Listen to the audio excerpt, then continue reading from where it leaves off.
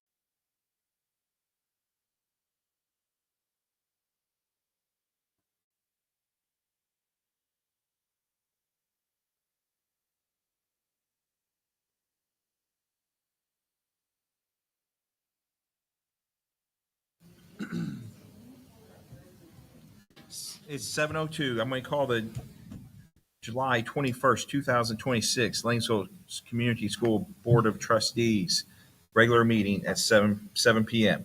The first or second is the Pledge of Allegiance. Pledge allegiance to the flag of the United States of America and to the republic for which it stands, one nation, under God, indivisible, with liberty and justice for all. Okay, there's been quite a few updates. I'm going to go through it real quick.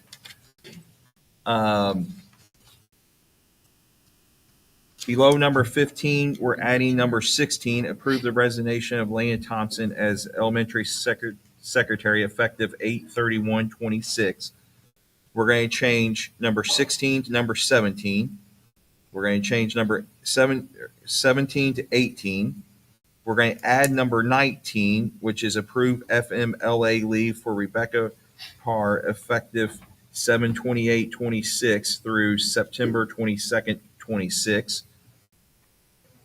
I'll give it to you. I'm going to change we're going to change number 18 to number 20. And then there's the second number 13. That was a typo. That's going to be number 21. The second number 14 will be number 22. Inside number 22, Nathan Barnacle is sixth grade basketball coach and not fifth grade. Number 15 becomes number 23. And then number 24 is approve the resignation of April Smith as high school instructional assistant effective immediately. Number 16 becomes number 26. There's 25. Number 17 becomes 26. And the last one, number 18, becomes number 27. There'll be a test at the end.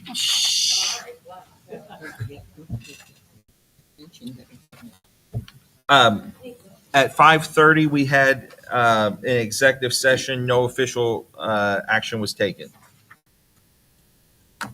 Okay, number 3, approve of minutes from June 6th, 2026 board meeting. June 16th. Or 16th. I'll make a motion to approve the minutes. I'll second that. Could I have a motion and second to approve? We just did. Oh, sorry. Any discussion? If not, all those in favor, say aye. Aye. Opposed, same sign. Motion passes. Okay, number 4, approve the claims and payroll for the month of July. Could I have a motion and second to approve? I have a question first. Okay, good. I'll make a motion that we accept what. Do I have a second? I'll second, and Tim wants to. Okay, I got a Tim, couple what's your questions. question? Can you tell me what no red ink premium for schools is? What is that? What No Red Ink is, our English teachers use that to help them evaluate writing samples. Okay, that makes sense. And then elementary locker purchase.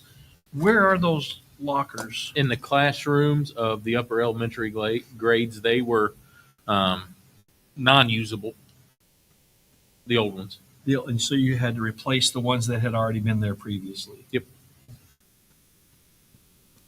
Okay. Hang on a minute.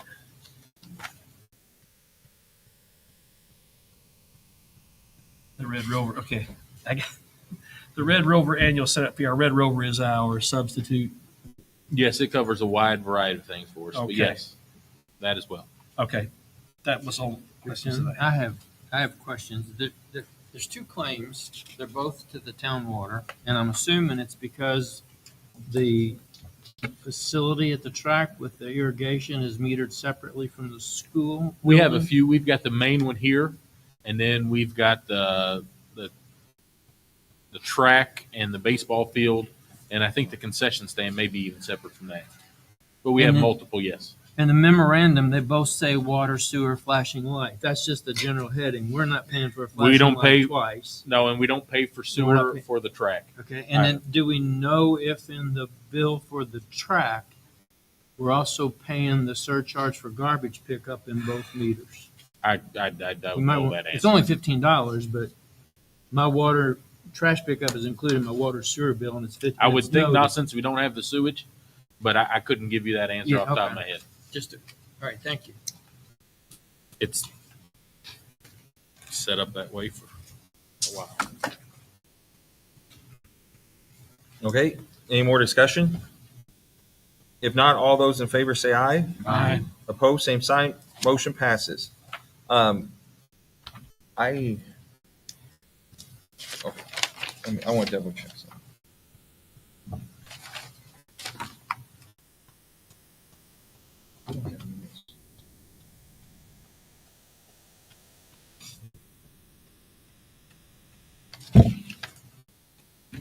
Oh, the thing. I missed the meeting or the minutes from the June 24th meeting. Can we do that next month? Yeah. Okay.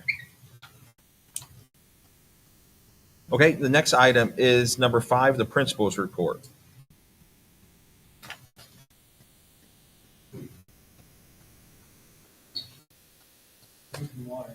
It's gonna take a while. I saw what you have here, so. Good evening, everyone.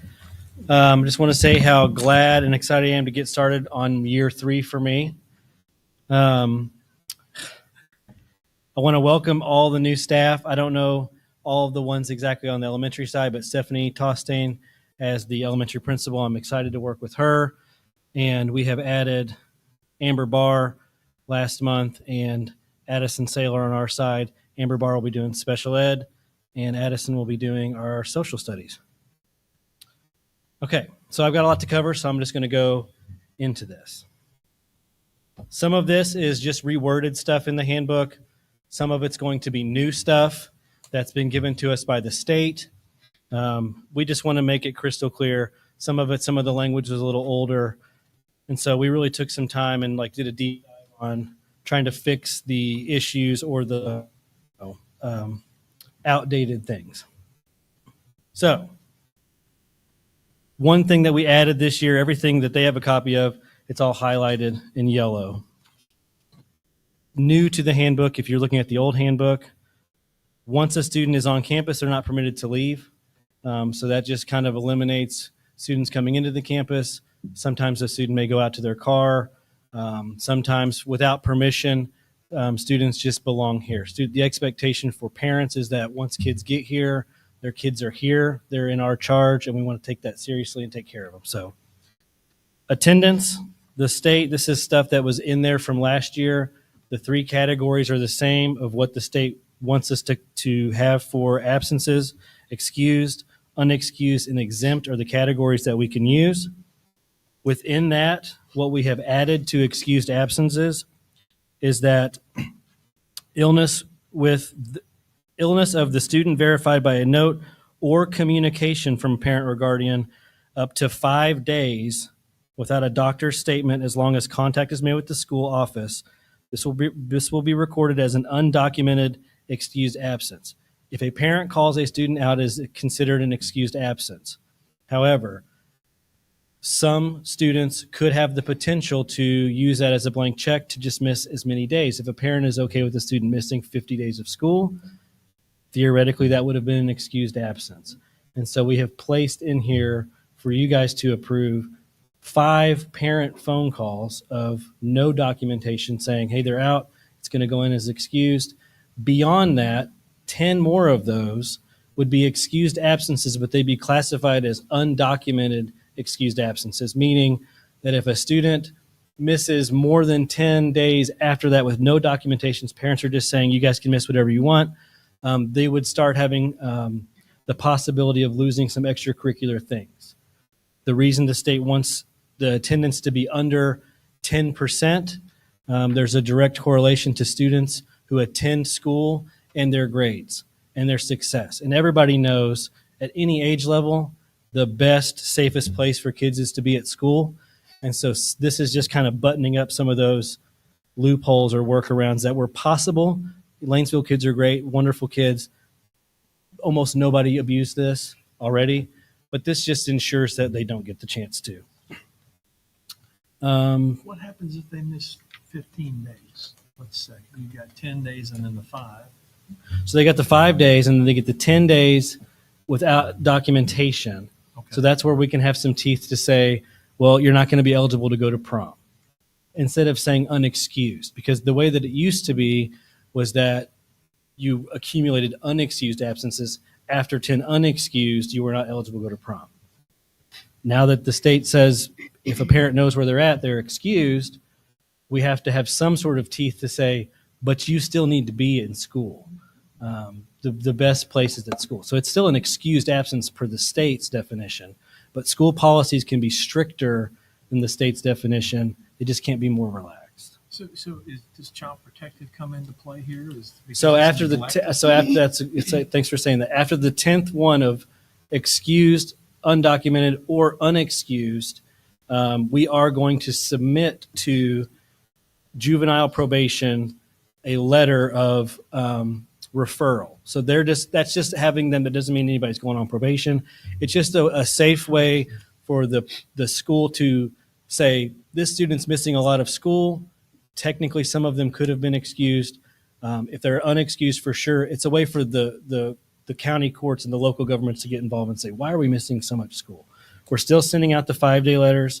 We're still sending out the 7-day letter for any reason absence. So even if it's an excused absence, we are still sending out notification of, and that's per the state, that your child has missed 5 days. On the 7th absence, we say we would like to set up a time to discuss why your child has missed. And then again, after the 10th absence, it automatically will be sent by us to juvenile probation, just so that we can have that second set of eyes on it to make sure everything is fine. And Otter, you do that? Attendance officer.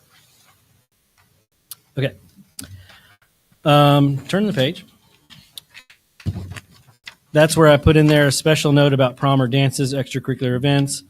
Students who accumulate 10 or more unexcused or undocumented excused absences may not be able to attend those events. Unexcused absences, these are just definitions that we kind of cleaned up a little bit.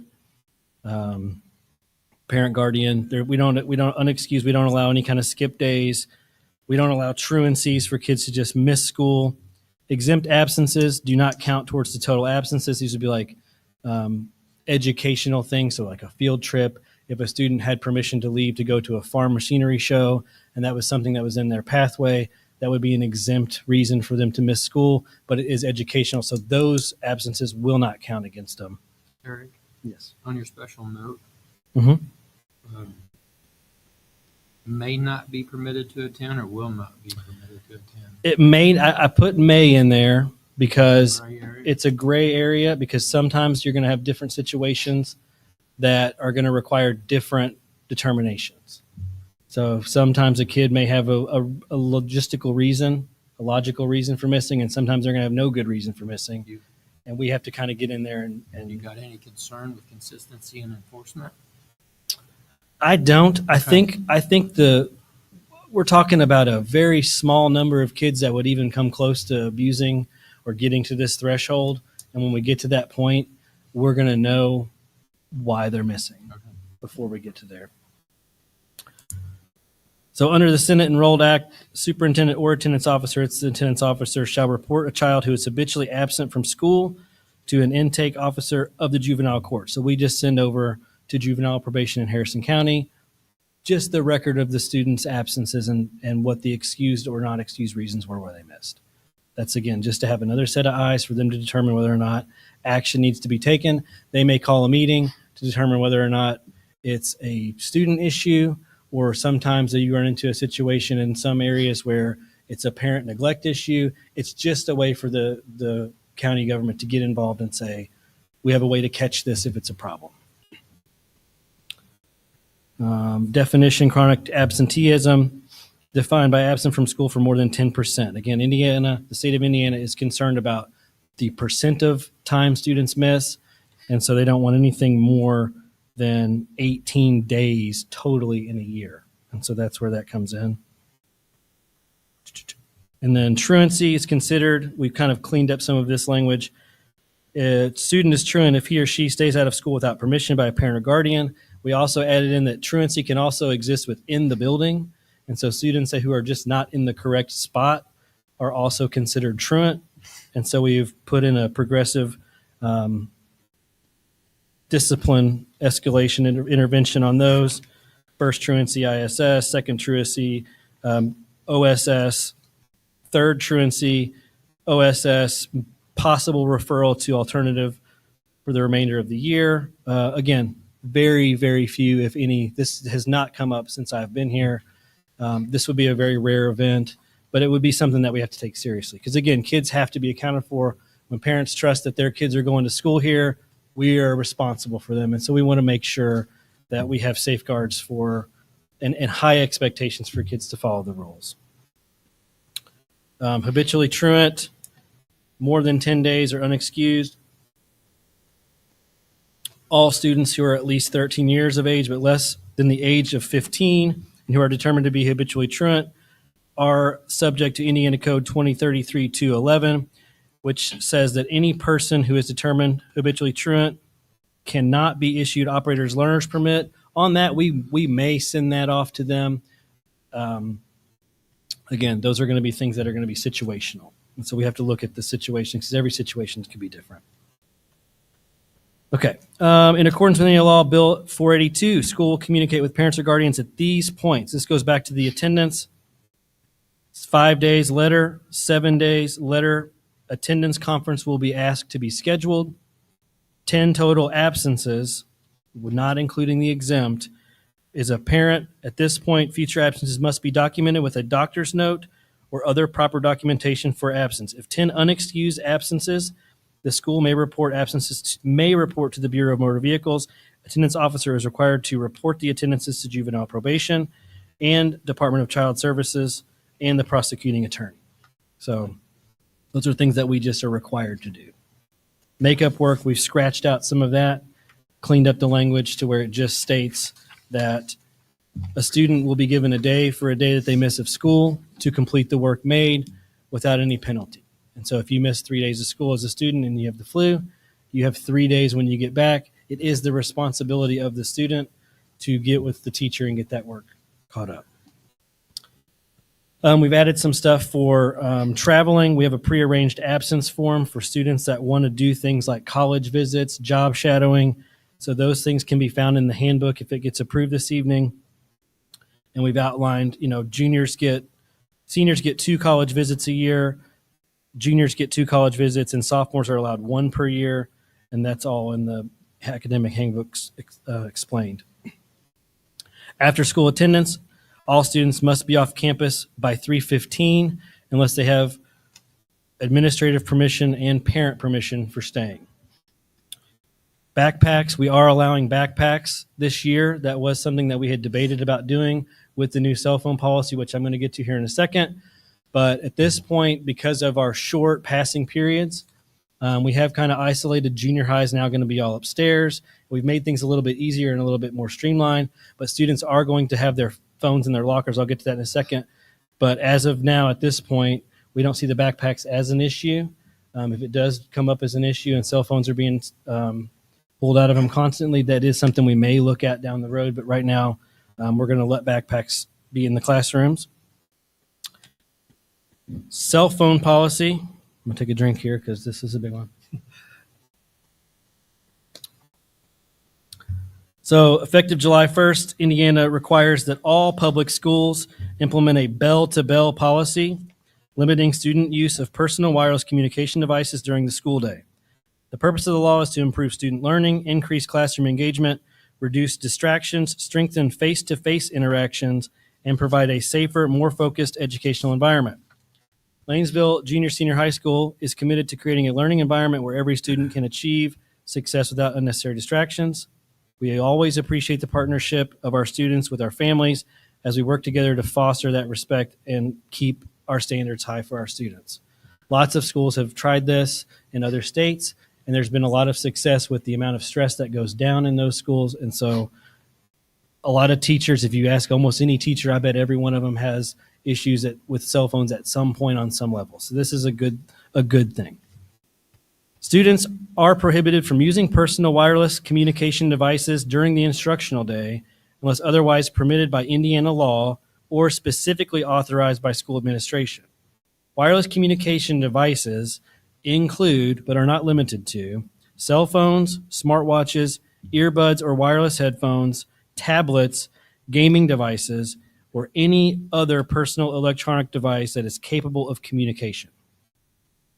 Students will be required to have all of their personal wireless communication devices turned off and stored in their assigned lockers for the duration of the school day. And we have spent a lot of time this summer getting those lockers ready to go because kids just did not use them for the most part. I mean, some of the locks we had to, Paul has done a great job. Aaron has done a great job. Audrey has done a great job. We going through and just checking the locks, making sure they're doing all right. Matthew, our facilities director, has done a good job of finding the right locks and correlating those with, I mean, there's a lot of different combinations each lock has. And so it took a lot of work to get the proper ones figured out, but I feel like we're ready to go. And so the lockers will be utilized this year. Students can put their stuff in there. They're going to have the code. Devices should not be carried on a student's person, in their backpacks, or otherwise accessible during the school day unless specifically authorized by school administration or required by an approved educational, medical, or legal exception.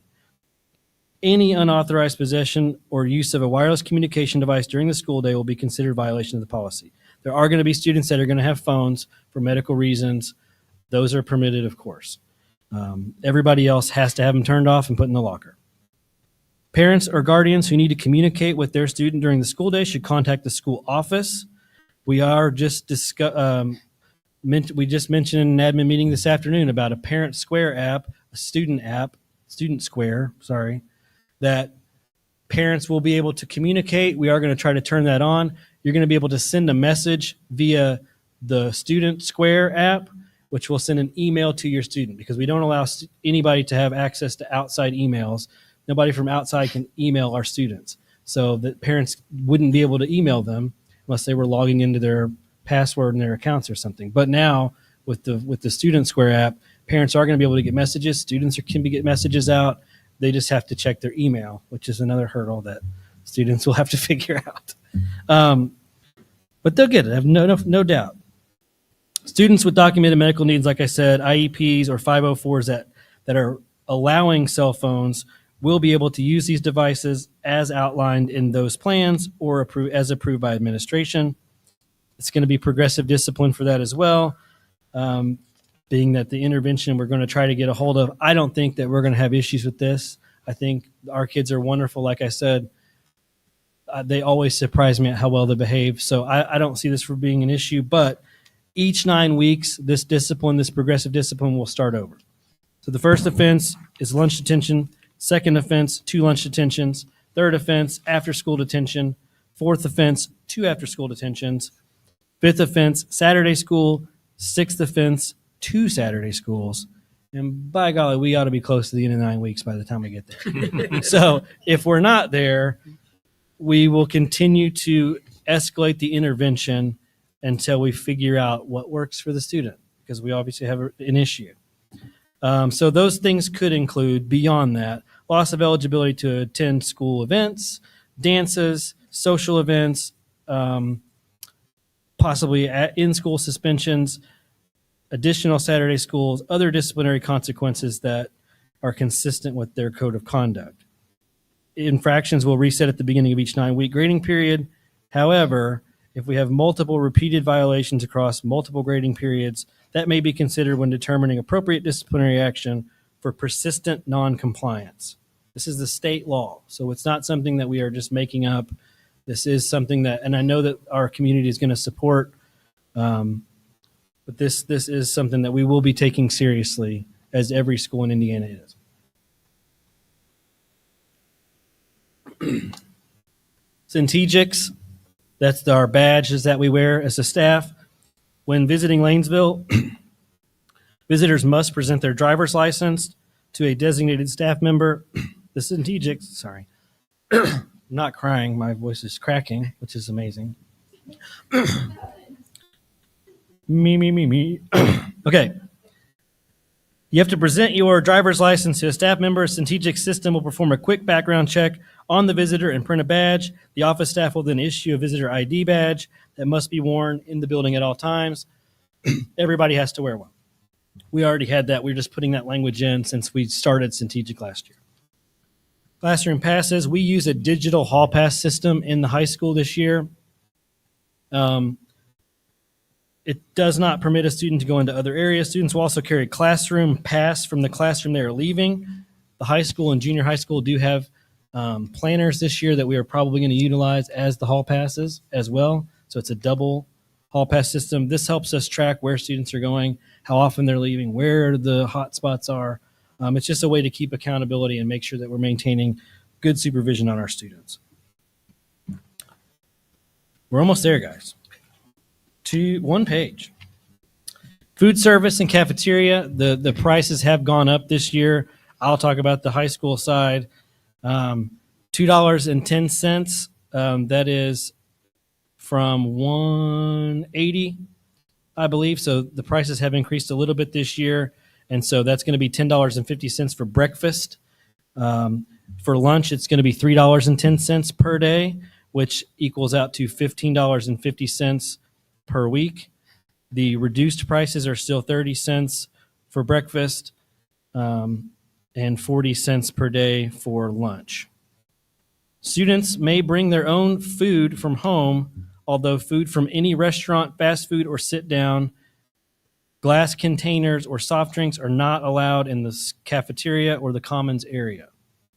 Sometimes food outbreaks happen. I don't know if you guys have seen that on the news. And so that's one of the reasons, one of the feedback that we get from some students when parents have occasionally tried to bring food in is, what's the big deal? If I put this in a lunchbox, there'd be no difference.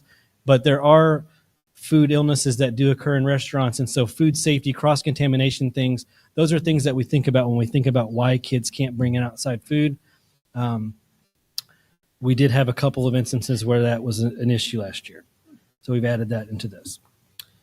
Advanced placement exams are AP tests, part of the class. The expectation the entire year for an AP class is that you take the test at the end. We have had several years now in a row where some students have not taken the test. And so what we're going to do, that does cost the school money. And so we're just asking, if they don't take that test, which is the thing that they're building up for all year, which they know is coming, they have to pay the $150 that it costs the school. So it's just an incentive to take the test. I blacked out. What'd I say? Okay. So thank you, guys. If you have any questions.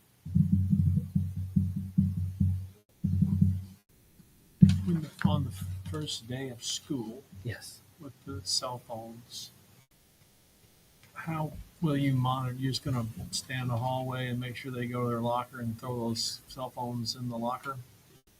And then you monitor throughout the day if a kid gets a cell phone out, the teacher can grab it or whatever.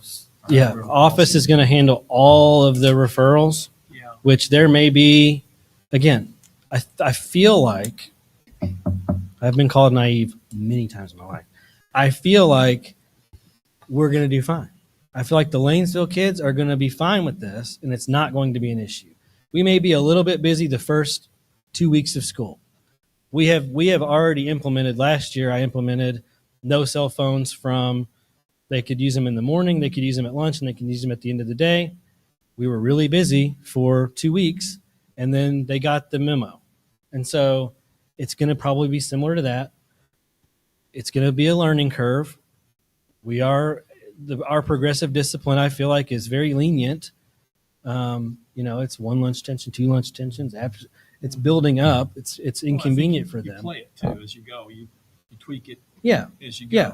And if it's not working, and again, it's maybe going to be a handful of kids the whole year that it's an issue with. I truly believe it will not be a problem.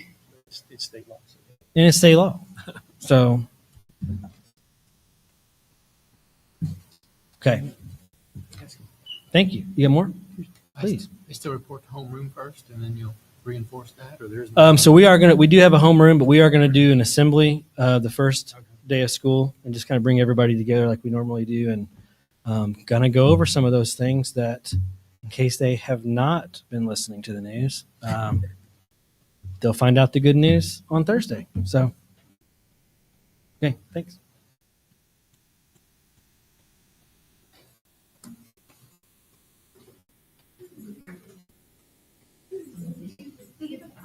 No, we do not. Okay, sorry about that. This is the old one. I'll walk you through it. There were not a lot of changes. I'll be able Thank you. They're color coded.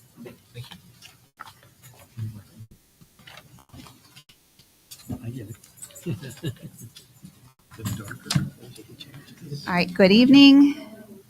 I want to say hi to everyone. I am Stephanie Chastain, the new principal at the elementary. I just want to thank the board for approving me and hiring me to come work at Lanesville. I know I wasn't here last month. We were on vacation, but I'm here and we're ready to go. So we'll just start. Obviously on page 2, I changed the principal's message. My message is in there, and I will email you a new copy with all of the changes in it. We added the new calendar on page 3. On page 4, we updated the staff. We have 4 new staff members. Mary Matthews is joining us in 3rd grade. Abigail Wagner is joining us in 6th grade. Amber Barr is our new special ed teacher that we are sharing with the high school. And Ashley Sullivan has come to us as the response to intervention coordinator. And we have moved some paras around. Tana Thompson is going to be our kindergarten para. Emily King is moving, sorry. Emily King is moving to kindergarten, and Tana Thompson is going to go into the para position with the special services coordinator, working with the response to intervention. And then if we move on to page 7, we just updated our attendance policy. Very similar, mirrors the high school. If you look down where it says excused absences at the bottom, we added a part in parentheses, and it just puts in there up to 5 days without a doctor's statement, as long as contact is made with the school office. So we are trying to mirror the high school policy, but it's just in a little bit different language in our elementary handbook.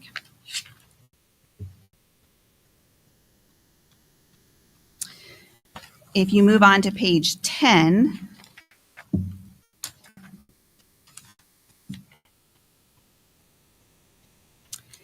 under behavior expectations, in the last paragraph, it says we will follow the policies on the school website. So we just added a link to those policies. So if parents wanted to see what those were and make sure that we're following what we're supposed to be following, they would be able to take that link to that website. And then if we move on all the way to page 17, as Eric said, we updated the prices for the lunches in the cafeteria. And then at the bottom where it says sending money to school, we just added a line that says that there is an added transaction fee, and if they go through their Harmony account, just to make sure that we are transparent and clear. And on the next page, on page 18, this is something that was completely added. It's our homework policy. Ms. Holder worked with the teachers during PLCs to come up with this policy, and this is what they added. Just that it's up to the discretion of the teacher whether they're going to assign homework, the types of homework that might be sent home, that they are encouraging children to read and work on math facts, which is pretty standard across all schools. Ideas of how parents are encouraged to just provide that suitable place, a quiet time, show interest in helping them with the homework, making sure that they do it. And then the section at the bottom is returning to classroom after school. Students are not allowed to go back to their class to retrieve any books or work. Once we're out the door, we're out the door. And then makeup work for absent students. We will send home makeup work. It may take a day to make sure that we get everything as teachers are working and they're busy in their classrooms, but we are happy to send it home. Parents are welcome to come pick it up, or we could send it home with one of their siblings. On the next page, on page 19, where it says protection of property, we actually changed that name to protection of public and personal property. And what we did is we combined restricted items from page 20, and we put it together. We just felt it was kind of redundant, and it went together. But just trying to reiterate, students do not need to bring anything to school, any toys, cards. We don't want anything to get lost, get taken, and then someone accuse someone else of taking something, and just leave all that at home. We have what we need here, and teachers they have what they need to do. We're here to learn. And then if we go all the way to page 24, right? This starts our health and wellness in the classroom. We deleted this snack list because there was another one on page 27, and those are some areas that I just combined them because, again, it was just redundant information about healthy snacks that we would like to see in the classroom and making sure that they are peanut-free, just for safety reasons.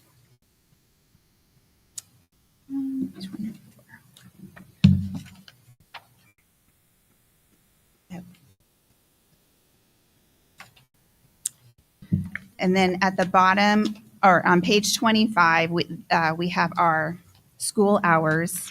We just updated some of the times. They were off by about 5 minutes, so we just updated that. Right underneath that, under school pictures, there's a line, spring pictures are prepaid only. We no longer do spring pictures, so we just took that out of the handbook.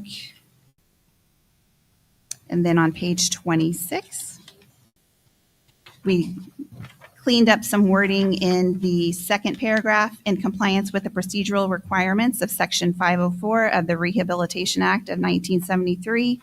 A copy of parent and student rights and identification, evaluation, and placement can be requested from the elementary office instead of found. They can request those records.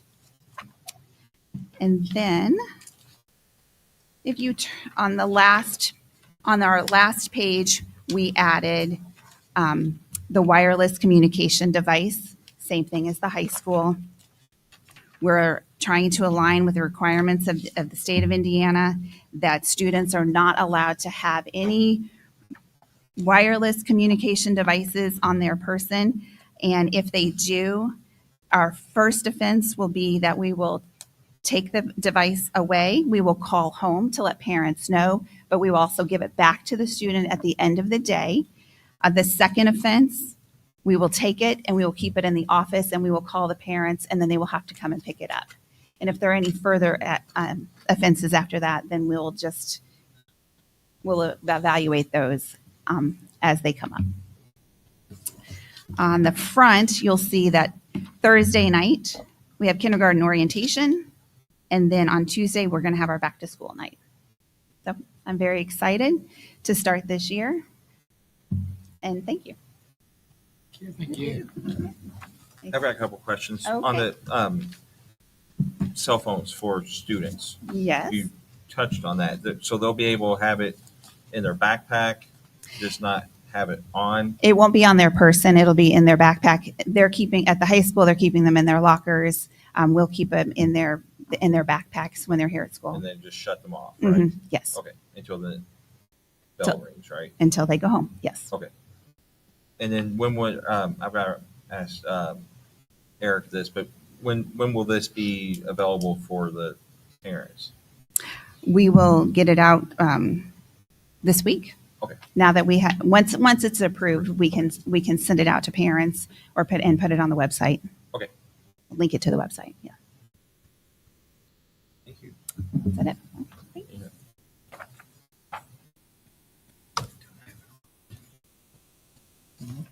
Okay, that was number 5, the principal's report. Number 6, the superintendent's report. Yeah, I've just got a few things here. Number one, just kind of an update for you guys and the community on the solar project. It is about 85% complete right now. They are anticipating, I met with them on Monday, I meet with them every Monday, having the rest of the panels up on the building this week. They've got the boxes in for the electricity. They've got all of those things done. Once that is complete, then there are just a few more steps. There's a monitoring system that needs installed. That's not that big of a deal. Then final inspections they're anticipating in September, and anticipating energization in October. And at that point in time, it will be capturing power. So they've kept it on time. They've done everything we've asked. If there is any delay at all or anything that needs done, just like with the roofing, the staging area will be moved to the back of the building by the facilities garage door, and they can access anything they need to from there. So the lot will be completely cleared before school starts.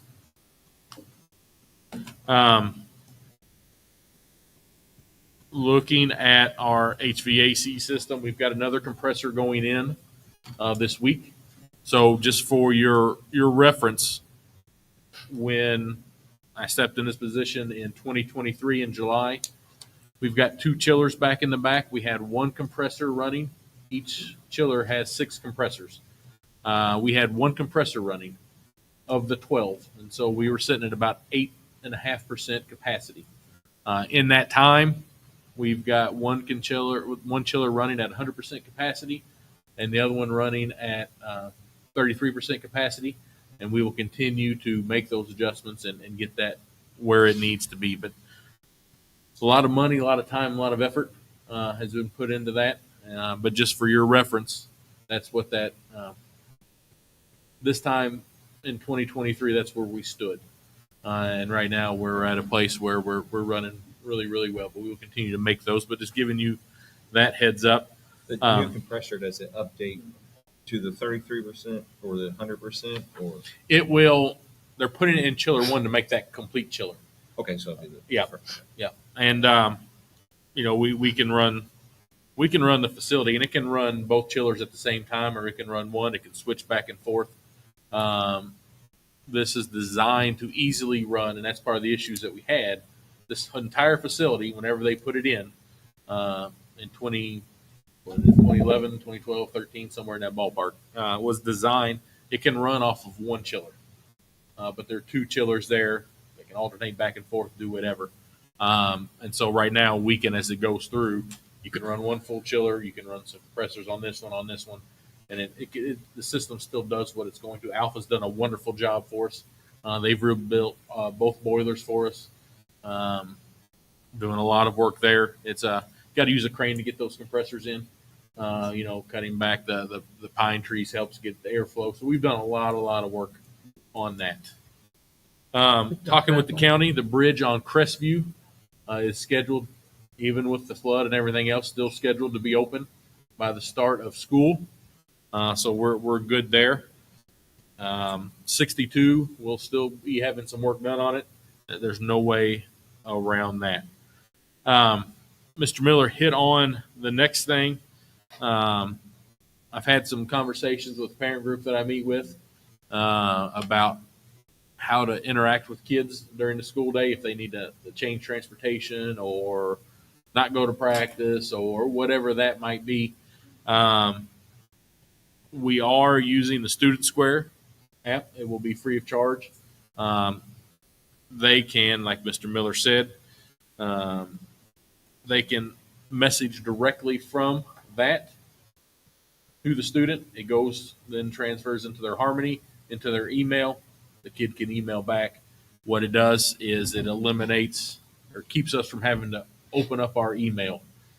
We know, and you see issues, and when it's free reign on email, adults from who knows where or other kids can contact each other or anything like that. So this is a good way for us to still allow parents to have that communication, but keep it safe and limited. That's my report. I have a question. Back on the HVAC, in the earlier years when we were going from full capacity on chillers down to 16%, down to 8%, because when we brought Alpha in, they mentioned the fact that the controls we had in place originally were proprietary. Only Johnson Controls could read them. Is that a reason why we weren't getting in a notification from the system that it wasn't at capacity? Or would That know? I couldn't give you Because you that would think, answer. as sophisticated as that is, somewhere someone should have known that our chillers wasn't going. Yeah, I can't give you that answer from all those years ago. But right now it is an open controls. We switched that, so if we ever It'll switch make it companies or better. do whatever. But I can't give you that answer Okay. from all those years ago. And then you touched on the solar update, and I appreciate that. Last meeting, you gave us this presentation, and it refers to information from the June 2025 handout that was given. I wasn't privy to that handout, so I looked in the minutes and I didn't see any discussion at all about solar. And I looked at the video and I didn't hear any discussion. So I don't know what June 2025 was given, but on here you do make reference to it. So coming forward now, earlier this year when the solar project started, correct me if I'm wrong, there was discussion that the roof needed more attention than the consultant originally thought.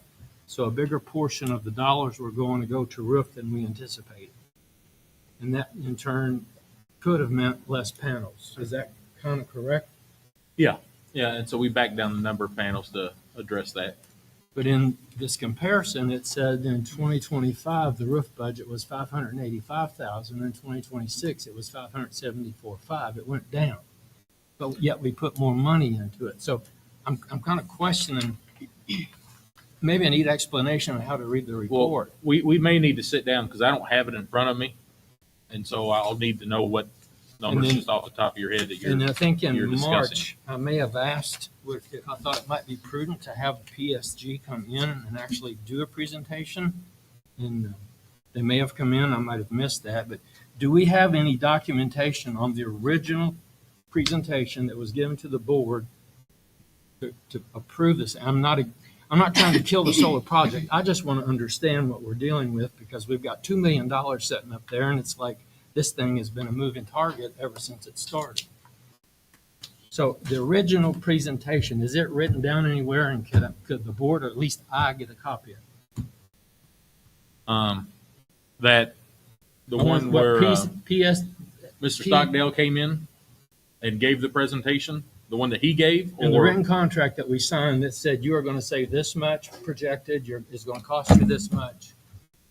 which I don't know what presentation. We've talked I wanna about it see- here several times. Are you talking We- about the one where Mr. We Stockdale obviously, came in? we obviously signed some paperwork or a contract with PSG Solar to do this, didn't we? Yes. I'd like to see a copy of that paperwork. Okay. Get that for you.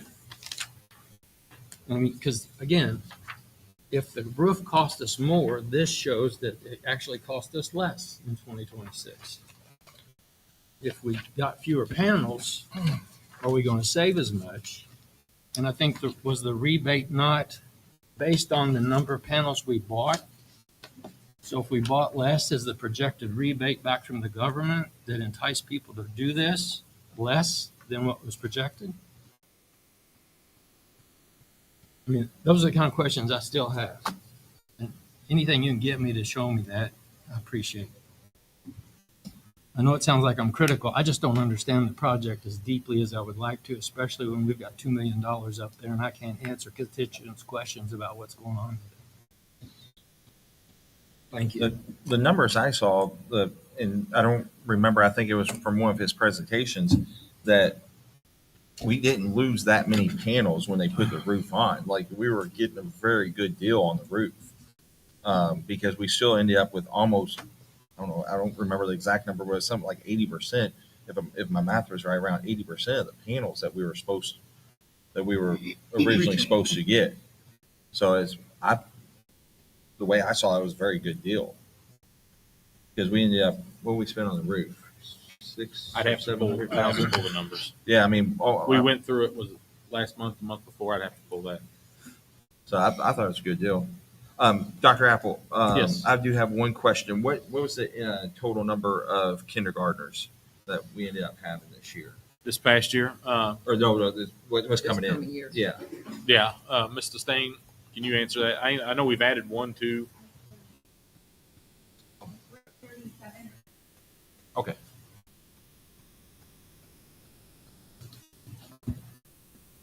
Okay. Any other comments on, or Dr. Apple, you have any more comments? No, sir. Okay. Number 7, PTSO. Oh, they did contact me. They do not have a report this month. Okay. That's quick.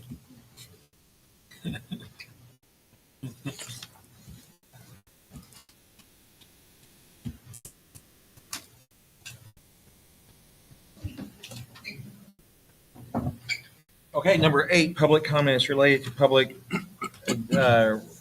comments related to agenda items only. Public participation policy will be in place. The first is Chan.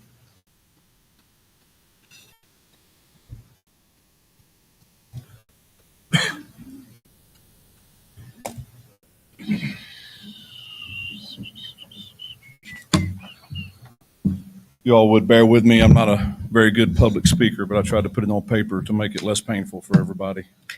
Some of you may or not know that my wife Holly was the cross-country coach here at Lanesville for the last 10 years. She'd been struggling on the last few months. She'd been struggling on what to do, whether or not to continue doing it. She felt led it was probably time for her to step aside. She reached out to Mr. Payne and told him what was on her heart, and he said, "Would you take a few days and pray about it? Get back with me."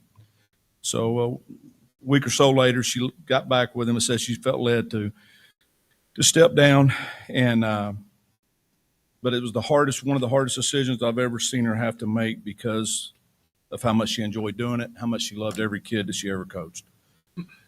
A lot of times when you vote for coaches, you really don't know anything about them as a person. Maybe you graduated with them. Their kids are friends with yours. They're good player. They were a good player in high school, or they teach or have taught your kids. More times than not, they're not only exceptional coaches, but exceptional people. I wanted to come and tell you a little bit about the person, not the coach, that's on tonight's agenda to be approved as the high school cross-country coach, and how she did nothing but sabotage the high school program and was too egotistical to put her personal feelings aside for the sake of the program. For the last 5 or 6 years, she's been the junior high coach, and Holly's tried to work with her to help build the high school program. Obviously, you don't get a whole lot of kids for the program like you do other sports willing to come out and run in 90-degree heat. She called, texted, emailed her to see if they could sit down and come up with a plan to keep more involved once they enter high school. Very little communication on her end and flat-out refusal to sit down and talk about it. Holly suggested practicing together 1 day a week to get the kids used to the longer runs, how the high school program is ran, and to get to know her personally. She offered to move her practice times to early or late, whatever would accommodate her schedule, but she wasn't interested. There were days that the junior high team would come around to the back of the school to run hills, see the high school team there, and walk to the other side of the school to keep from having to practice with them. Now, some may say that she may not like Holly, and that's likely true, but it isn't about her feelings toward her. It's about the kids and building the program. Kids being involved not only helps the program, but more importantly, keeps them busy and out of trouble, as with any program. She constantly made negative statements such as, "I don't like her. We aren't running with them. It would be too much for you," etc., to the kids. And you say, "Well, how do you know that?" The kids came and told her. That's what she's saying.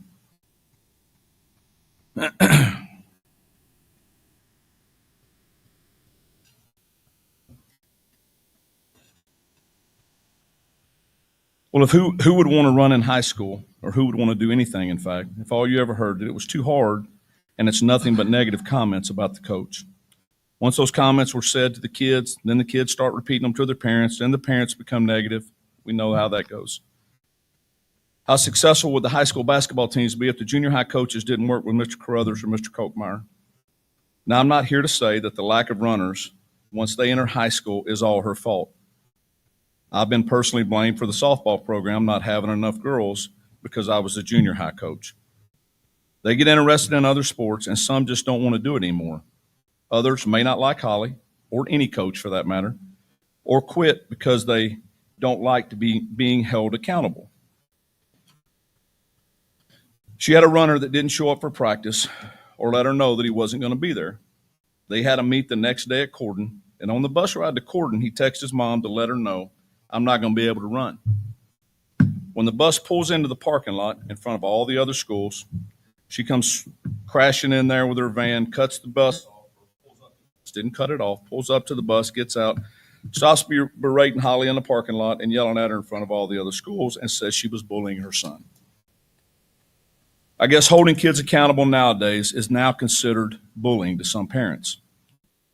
Now, you may think I'm exaggerating just because it's my wife. Excuse me, let me back up here. Then a few days later, the kid quit the team. A few days later, the husband runs across the track. His kid's not on the team. The husband runs across the track, gets up in her face, nose to nose, and starts yelling at her and says that she is bullying her son and berates her there at practice. I guess holding kids accountable is now considered bullying to some parents. Now, you may think I'm exaggerating just because it's my wife, but from what I understand, he also did the same thing to another female in administration here at the school. Not to mention, he had to be separated from opposing fans while he was coaching a basketball game. But hey, he's a Lanesville grad, so it's okay. You may wonder why I even mentioned that. He was the assistant cross-country coach last year. So when his name ever comes around for a coaching position again, I can't say you didn't know. To top it off, back in the winter, the current coach on the agenda for cross-country told one of the high school runners, "I'm going to get her job." Who does that? To another kid. Hey, I'm guilty. I've not liked some coaches that have came through, but I certainly don't go around telling the kids.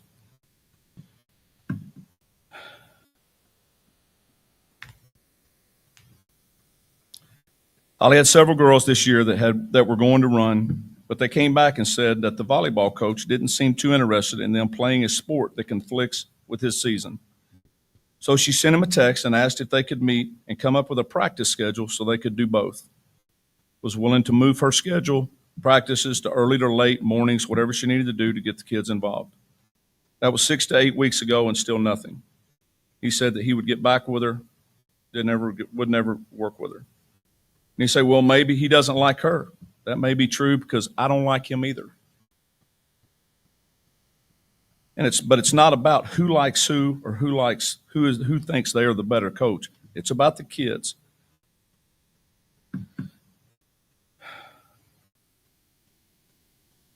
Why am I here instead of Holly? Quite frankly, she doesn't even know I'm here, and she's going to absolutely kill me when I get home. But that's what someone does when something or someone that you love and care about, when people continually do things like that. Simply put, she's a better person than I am. She said, let it go. I can't. To be clear, 100% clear, because there were some misconceptions. Holly was never asked to step down, never asked to leave, and was nothing more than encouraged by administration to stay. I'd like to thank Ryan, Zach, Steve Morris, and Mark Lambertus for all they did for supporting and encouraging her throughout the years.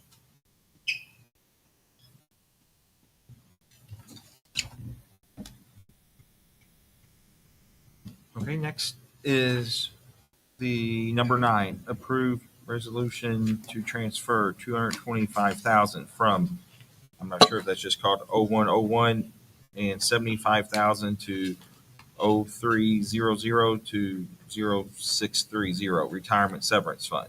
Yeah, I've got those resolutions here.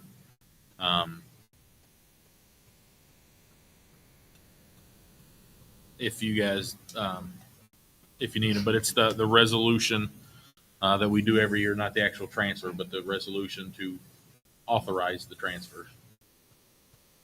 Could I have a motion and second to approve?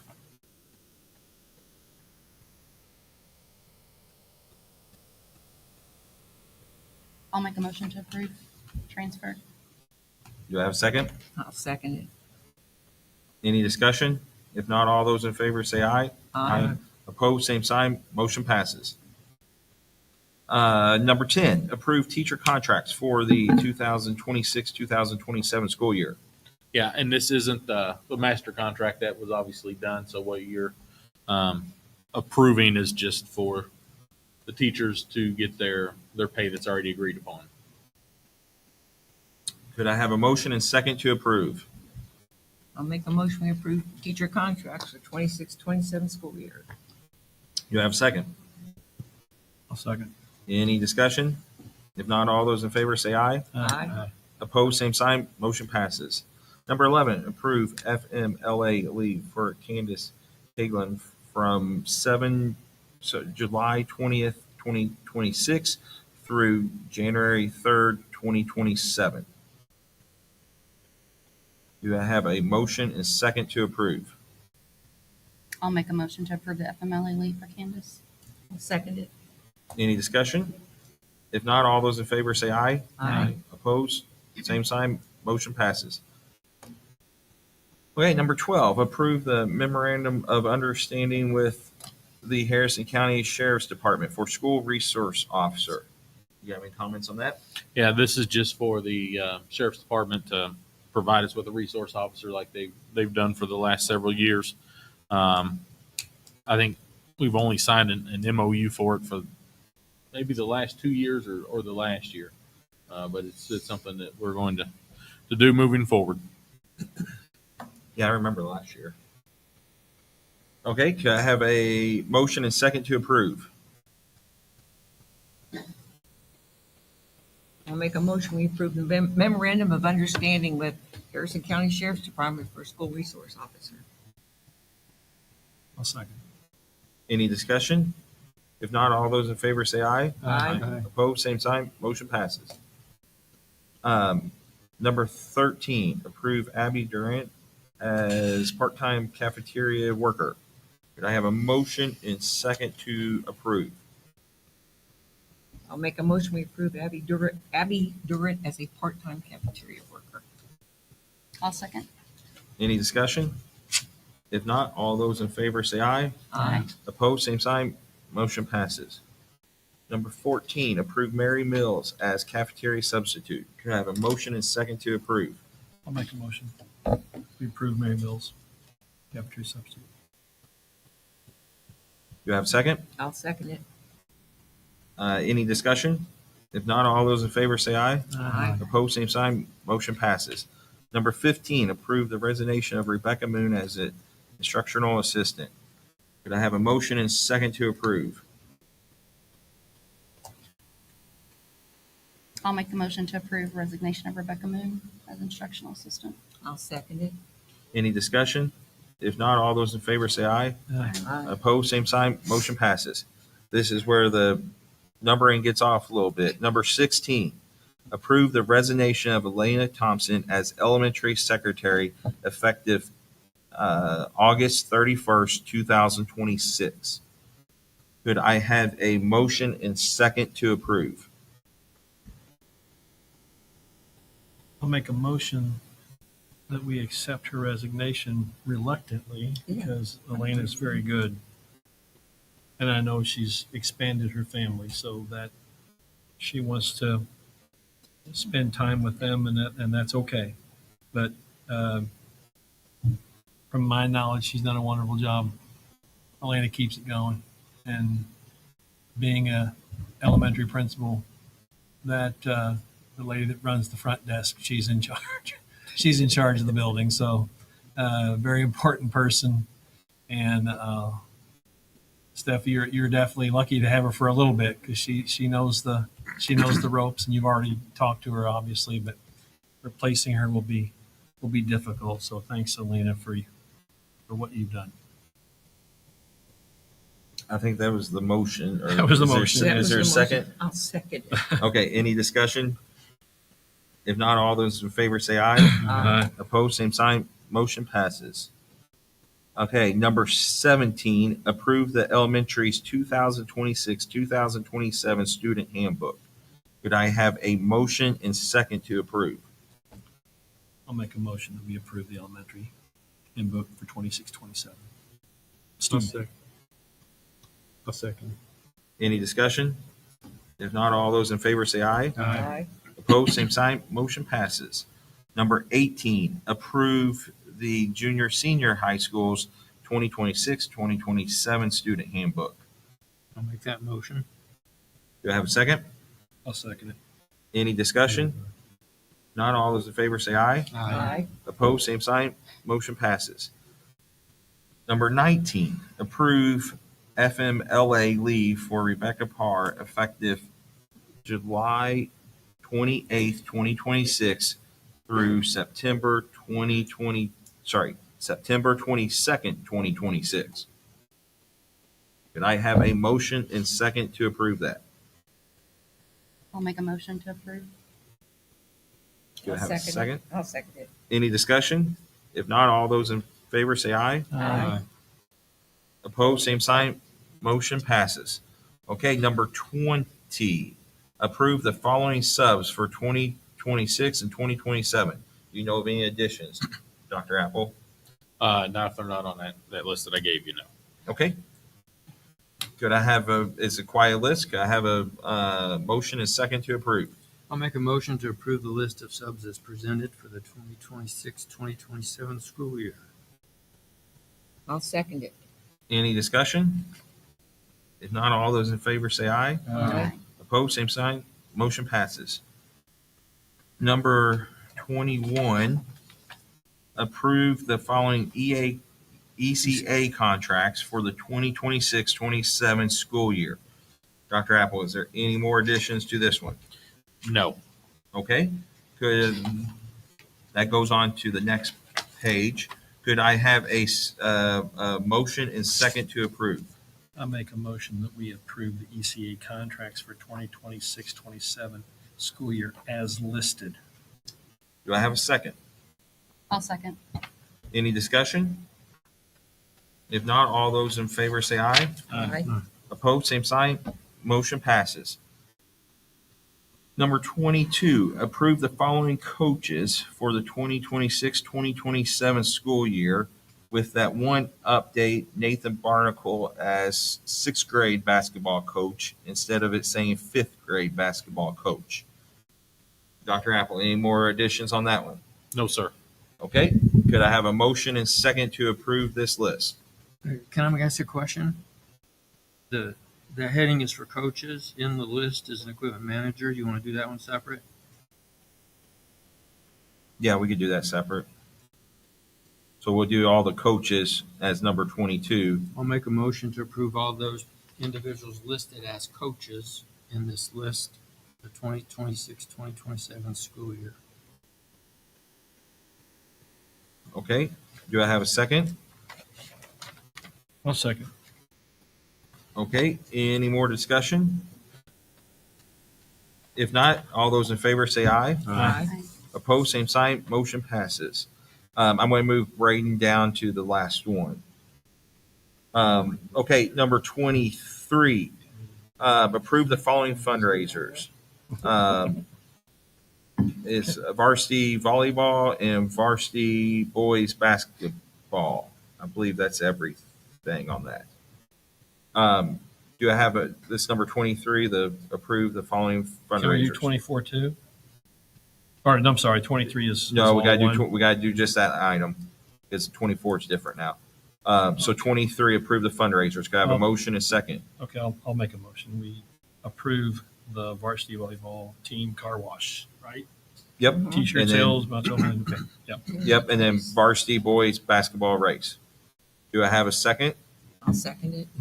Any discussion? If not, all those in favor say aye. Aye. Opposed, same sign. Motion passes. Okay, now number 24, approve the resignation of April Smith as high school instructional assistant effective immediately. Could I have a motion and second to approve? I'll make a motion that we accept her April Smith's resignation. I'll second. Any discussion? If not, all those in favor say aye. Aye. Opposed, same sign. Motion passes. Number 25, approve disposal of library shelves. Could I have a motion and a second to approve? What library shelves? Probably the ones in the corner that she was talking about last time that they're going to make that. Yeah. Oh, that's right. I got it. I'm sorry. No, I'm assuming that's right. The ones, the library shelves in the corner. That, I believe so, yes. Yeah, that she was talking about last meeting. I'll make a motion. We approve the disposal of the library shelves. Okay, do I have a second? I'll second. Go ahead. No, go ahead. I'll Tara- second. Tara seconds it. There you go. Okay, got a motion and a second on the floor. Any discussion? If not, all those in favor say aye. Aye. Opposed, same sign. Motion passes. Okay, now we're at number 27, which is, no, 26. How about we approve Let's Braden do Braden. Keesler? Braden Kiesler as equipment manager. Go ahead. I'll make that motion. I'll second it. Okay, so I got a motion and a second. You do. Okay, any discussion? If not, all those in favor say aye. Aye. Opposed, same sign. Motion passes. Okay, now we're on number 27, which is additional public comments. Chan, you don't, and Chan was the only one to sign up for that. Board members, would you like any additional comments? Yes, I would like to speak, please. Okay.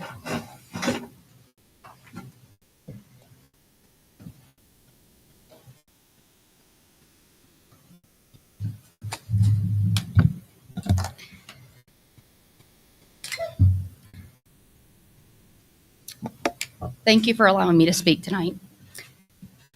Before I begin, I want to share something that has guided me throughout my life. My parents taught me to always tell the truth, always do the right thing, stand up for what I believe in, never quit, and if I didn't have anything nice to say, not to say it at all. And above all, be respectful to everyone. More importantly, they didn't just teach me those values, they lived them. They led by example and were my first and most influential teachers. As someone born and raised in Lanesville, I have always been one of this community's biggest supporters. Nearly 18 years ago, I decided that one day I wanted to serve on this board. At that time, my career didn't allow me to make that commitment, but the desire never left. My motivation was simple. My oldest child was preparing to enter kindergarten as the only student in the whole district with a life-threatening nut allergy.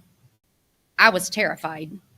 Lanesville was not a nut-free school, and I was furious that my concerns about peanut butter and jelly being served multiple times a week were not being taken seriously. I remember telling a board member that someday I would serve on this board and make sure our school became nut-free. As it turned out, I never pursued that campaign. Instead, I trusted those responsible for my daughter's safety, and that trust was well placed. During the 13 years she attended Lanesville schools, there was never a single issue. Looking back, that concern seems so small compared to the challenges we face today. When I was elected in 2023, I was honored and excited to serve this community. I fully intended to serve for many years, helping to protect and strengthen the reputation of Lanesville schools. Unfortunately, I believe that reputation has been damaged in recent years. My first board meeting set a tone that would continue throughout much of my tenure. By my second meeting, local news media was present, and from that point forward, it often felt as though the focus shifted away from educating children and toward creating controversy. Rather than working together to solve problems, too much energy was spent attacking those in leadership and drawing unnecessary negative attention to our school. Throughout my time on the board, I watched administrators and board members work tirelessly to meet expectations, address concerns, and improve our schools. In many cases, we exceeded what was asked of us, yet too often the response was not appreciation, but criticism that somehow more should have been done. I have witnessed experienced leaders, people entrusted with guiding our schools, be questioned, criticized, and portrayed as villains simply for holding others accountable. Accountability is not a punishment. It's part of leadership. Perhaps most disappointing has been watching misinformation spread throughout our own community. Rumors, gossip, and speculation have too often been treated as fact. Social media has amplified those problems, allowing narratives to spread without accountability for the damage that they cause. I have watched adults behave in ways that we would never accept from our students. Teachers and community members have publicly berated administrators. There were countdowns to a principal's anticipated firing. Shirts were worn. Public mockery occurred, including ridicule of efforts intended to improve communication and strengthen relationships, goals that were established by this board. I have sat through meetings where administrators were openly attacked while inaccurate information was presented as facts. And most recently, applause followed the resignation of a school leader. I found that disappointing, embarrassing, disrespectful, and beneath the standards we should hold ourselves to. This is not the Lanesville I know. Lanesville has always been a community that supports, encourages, and rallies around one another. I have also experienced false accusations that question my integrity and character. I was one of 2 board members publicly accused of neglecting our duties. I have witnessed situations where respect and professionalism gave way to personal attacks. Perhaps most troubling is the message that this sends to our students. We teach them about kindness, respect, accountability, and the importance of preventing bullying. Survey data told us that bullying remains a concern. Yet, what are we teaching our kids when they see adults engaging in the very behaviors we tell them are unacceptable? They see it in our schools, they see it at our board meetings, and they see it across social media.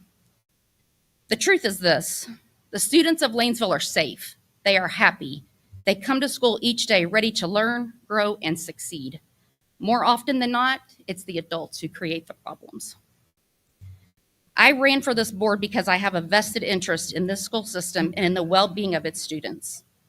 I wanted to help make a positive difference. Instead, I have watched too many situations become political battles where people fight one another without fully understanding what they're fighting about in the first place. There have been situations that challenged my values and tested my convictions. The principles my parents taught me have never changed, and they never will. As I close, I return to those lessons from my parents. I will always stand up for what is right. I will always strive to do the right thing, even when it's difficult. And while I was taught to never quit, and I have passed that lesson on to my own children, they may have finally found an argument that I cannot win. My 4-year term was scheduled to conclude at the end of this year. However, life sometimes presents opportunities sooner than expected. My family will be moving out of the Lanesville district on July 24th. Leaving this community hurts my heart, but there are chances that I won't take when it comes to my children or to my livelihood. Because of that move, my resignation will become effective on that date. I refuse to leave my child in the presence of those who do not like or respect her mother. I believe someone cannot truly love your child but dislike the mother. When I reflect on the last 3.5 years, I think of many accomplishments and positive contributions that have been made. I'm proud of what we've achieved and grateful for the opportunity to serve. Unfortunately, some of those accomplishments have been overshadowed by memories that I wish had never become part of this experience. My hope and prayer for this community and the school are simple: that we return to a time when people work together, when disagreements could be handled respectfully, when criticism was offered with genuine intent to improve rather than simply to complain, and when people took the time to verify facts before accepting rumors or social media posts as truth. I hope we return to a culture built on respect, accountability, trust, and relationships instead of division.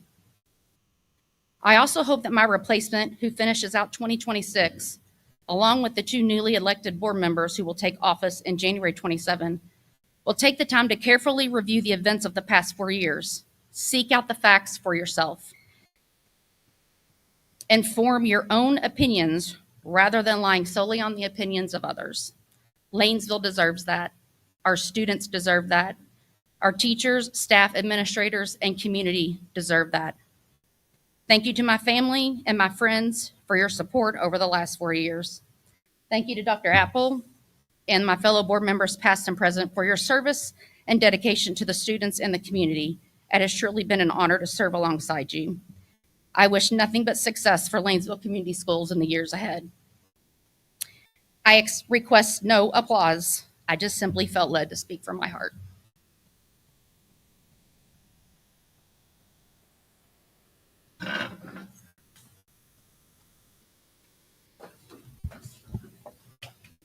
Thank you, Tara. Can I say one thing? I'm going to miss Tara because on a lighter note, Tara, you keep me in line and let me know when the mic's on. So I don't say something stupid. So I'm going to miss that, Tommy. Thank you. Thanks for serving. You've done a great job. I appreciate serving with just for a couple of years. Or how it is. You've been great. Thank you.